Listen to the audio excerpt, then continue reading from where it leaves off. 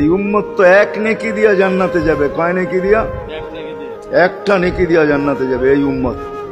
অন্য উম্মতের কথা জানি না আমি, এই উম্মত এক নেকি দিয়া জান্নাতে যাবে। নবীর একটা আদর্শের কারণে জান্নাতে যাবে। সিরত মানি আদর্শ। আর এটা আমরা কদমে কদমে মুহতাজ। কেননা এই ছোট জীবনটা যদি গ্রহণযোগ্যতা পর্যন্ত পৌঁছাইতে হয় আল্লাহর কাছে, চাই নারী হই, চাই যুবক হই, চাই বৃদ্ধ হই, যেই মানুষই হই না কেন, যেখানেরই হই না কেন, যেই বাসারই হই না কেন, যেই বর্ণেরই হই না কেন, যেই পেশারই হই না কেন, যেই সোসাইটিরই হই না কেন, এই জীবনটাকে যদি গ্রহণযোগ্যতা পর্যন্ত পৌঁছাইতে হয় কার কাছে? দুনিয়া আলাদের কাছে না, মালিকের কাছে, যিনি এক ফোঁটা পানির থেকে অস্তিত্ব দিছেন, যার কাছে আবার আমাদেরকে ফিরা যেতে হবে। পালানের কোনো সুযোগ নাই। এই জন্যই কোরআন আমাদেরকে বোঝায় আইনাল মাফার। আল্লাহ বলতেছে কোথায় ভাগবে তুমি, বলো কোথায় ভাগবে? কবির কথাই সত্য, যদিও নাকি পালাও তুমি আকাশেতে লাগিয়ে সিঁড়ি, সিঁড়ি লাগাও যদি আকাশে চলে যাও, তো আল্লাহ বলে তোমার পাগার কোনো সুযোগ নাই।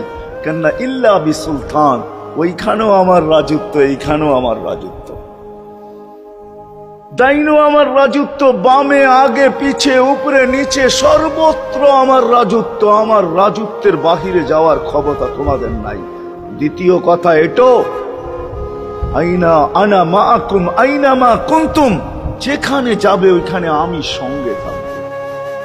আমাকে দূর করতে পারবে না। যদি করো তাহলে তুমি থাকবে না, তোমার অস্তিত্বই থাকবে না।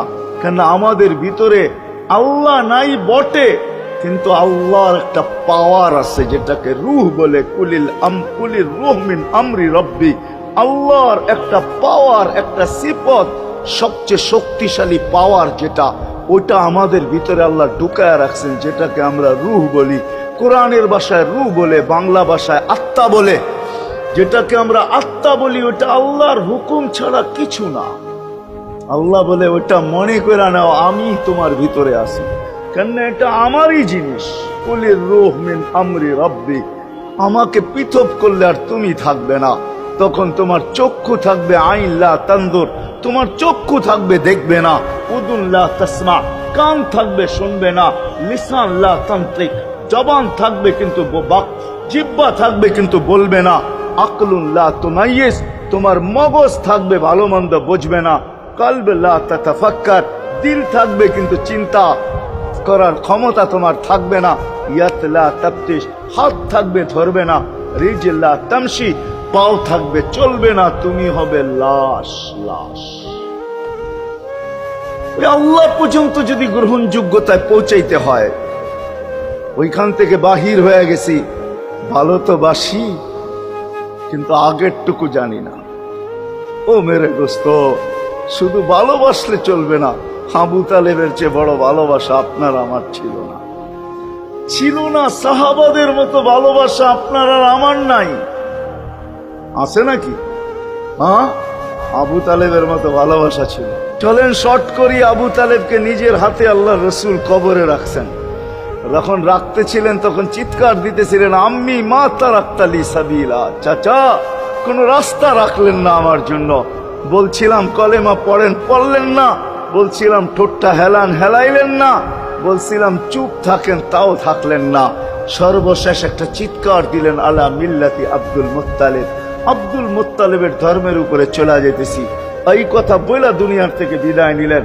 চুপও যদি থাকতেন তো আমার জন্য কোনো সুযোগ হইতো। চাচা, ও চাচা, আমার জন্য কোনো রাস্তা রাখলেন না। ভালোবাসা কাজে দিবে না।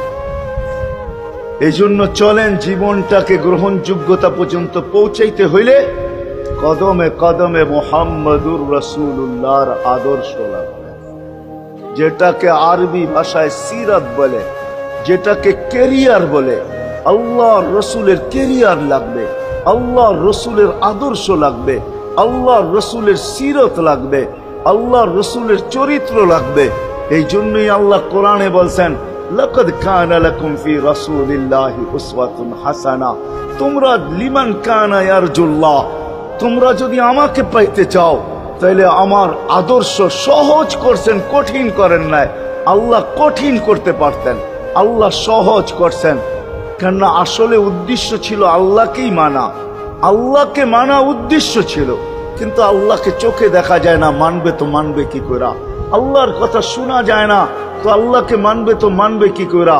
আল্লাহকে তো দেখা যায় না, আল্লাহকে তো আল্লাহর কথা শোনা যায় না, আল্লাহকে ধ্যান ধারণায় আনা যায় না, কোন ধ্যান ধারণার ভিতরে আনা যায় না যে আল্লাহর আকৃতি এরকম। আল্লাহকে ধ্যান ধারণায় আনা যায় না, বর্ণনা দিয়া শেষ করা যায় না। আল্লাহর বর্ণনা দিয়া কেউ শেষ করতে পারবে না। কোরআন বড় কিছু আমাদেরকে বুঝাইছেন, অনেক বুঝাইছেন যে আল্লাহর বর্ণনা দিয়া শেষ করা যাবে না। আল্লাহ শুধু আল্লাহ না, 99 নাম দেখলেই বোঝা যায় যে আল্লাহকে। আল্লাহ শুধু আল্লাহ না, আল্লাহ 99টা পদের অধিকারী। বিদায় আল্লাহ ধরা ছোঁয়ার বাহিরে। আল্লাহ মানুষ প্রশ্ন করতে পারে, আপনাকে মানবো তো মানবো কি কইরা, পাবো তো পাবো কি কইরা? তো আল্লাহ আসান করছেন যে আমার নবীর আদর্শের ভিতরে আমি লুকায়িত আছি। ফুলের ভিতরে যেরকম ঘেরান লুকায়িত থাকে, আমার নবীর আদর্শের ভিতরে আমি লুকায়িত। নবীর আদর্শ মানতে থাকবে, আমাকে পাইতে থাকবে। এই জন্যই রাসূলুল্লাহর আদর্শ দরকার, সিরাত দরকার, কেরিয়ার দরকার। আর কেন আপনি আদর্শ মানবেন না? জীবনটাই তো আপনার জন্য আমার জন্য ছিল, ঠিক না? চোখের পানি ছিল তো আপনার জন্য, চিৎকার ছিল তো আপনার জন্য, রাত ছিল তো আপনার আমার জন্য, দিন ছিল তো আপনার আমার জন্য। দুনিয়ার কোনো মুহূর্ত নাই যেখানে যে আপনাকে আমাকে ভুলে গেছেন, এমন কোনো মুহূর্ত নাই। আরশে যাইও আপনাকে আমাকে ভুলেন নাই। যখন আরশে গেছে আমার বিবেক বলে ওইখানে হারায়া যাওয়া দরকার ছিল। মুসা আলাইহিস সালামকে আল্লাহ আরশ থেকে নিজেকে দেখানোর জন্য তাজাল্লি দিছেন। শুধু তাজাল্লি, আকৃতি না, তাজাল্লি দিছেন। 40 দিন বেহুশ ছিলেন, 40 দিন, 40 দিন। অথচ বন্ধু দুইজনে পাশাপাশি বসা, কাবা কাউসাইনি আও আদনা ফাদানা ফাতাদাল্লা ফাআওহা ইলা আবদিহি মা আওহা, পাশাপাশি বসা আছেন। তীর ধনুক থাকলে আপনাদেরকে আমি দেখাইতে পারতাম কতটুকু কাছে হয়েছিল। এরকম কাছে হারায় যাওয়া দরকার ছিল। আল্লাহ যখন জিজ্ঞাসা করছেন কি চাইতে আসছেন, আসআলুকা উম্মতি, এইখানে উম্মত চাবো না তো আর চাবো কি? এই সুযোগ পাবো আর পাবো কখন? এই টেবিলে উম্মত না উঠলে উঠবে কোথায়? এরকম কাছে হব তো হব কখন? এত কাছে পাবো তো পাবো কখন? এত কাছে হব তো হব কখন?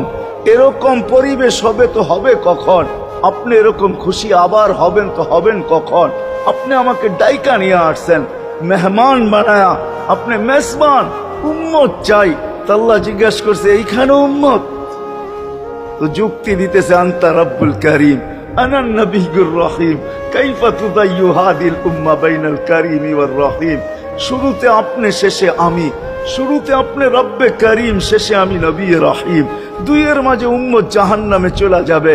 আমি আমার মনকে বুঝাইতে পারবো না আমি উম্মত চাই। আল্লাহ সান্ত্বনা দিতেছেন, কাসসামতুল কিয়ামাতা কিসমাইন, কিয়ামতকে 2 ভাগে ভাগ করছি। আমি জানি আপনি একাই চিৎকার দিবেন কিয়ামতের মাঠে উম্মতি উম্মতি বইলা, আর কেউ উম্মতকে স্মরণ করবে না। নবীরা তো মাকেও স্মরণ করবে না, বোনকেও স্মরণ করবে না, সবাই নাফসি নাফসি বলবে। আপনি উম্মতি বইলা চিৎকার দিবেন। বিদায় কিয়ামত আপনার আর আমার মাঝে ভাগ, আর কারো মাঝে না।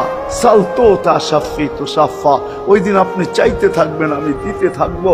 আপনি সুপারিশ করবেন, আমি মঞ্জুর করতে থাকবো। লা ইউখজিকা ফি উম্মতিক, আপনার উম্মতের ব্যাপারে আপনাকে আমি লজ্জিত করব না। কোরআন আসছে আল্লাহর রাসূলের কাছে, অদ্দুহা ওয়াল লাইলি ইযা সাজা মা ওয়াদ্দাআকা রাব্বুকা ওয়া মা ক্বালা। এই সূরার ভিতরেই আছে সাউফা ইউতিকা রাব্বুকা ফাতারদা, আপনাকে আমি রাজি করে ছাড়বো। কোরআন যখন নাজেল হইতেন তো কি অবস্থা হইতো উলামারা জানে। আল্লাহ রসুল ঘামতে থাকতেন, এতটুকু কষ্ট হইতো, কখনো কখনো বলতেন কাদার রু আইয়া খরুজ, মনে হয় আমার রুটা বাহির হয়ে চলে যাবে। ওই কষ্টের ভিতরে জিবরিল যখন সাউফা ইউতিকা রাব্বুকা ফাতারদা পড়তেছিল, ওইখানেই থামায়া দিছে, জিবরিল থামো। বলছে কেন? সূরা এখনো শেষ হয় নাই। বলছে থামো, আল্লাহ আমাকে রাজি করতে চাইতেছেন, আমি এই মুহূর্তেই আল্লাহর কাছে কিছু চাইতে চাইতেছি। বলছে তোমাকে সাক্ষী রেখা। বলছে কি চাবে? তো চিৎকার দিয়া বলতেছে ইলাহি লান আরদা, ইলাহি লান আরদা হাত্তা ইয়াকুনা ওয়াহিদ মিন উম্মতি ফিল